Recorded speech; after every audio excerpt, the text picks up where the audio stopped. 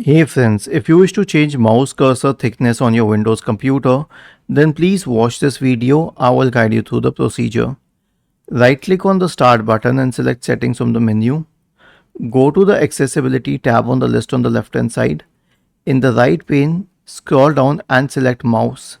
Now scroll down and click on mouse pointer. Okay. Now you can increase the size, and as you can see, the size of the mouse is increasing. This is what we are calling the thickness. And if you want some other styles, you can also use some other styles, or you can absolutely use a colored mouse. I use a colored mouse often, and then you can also change its color.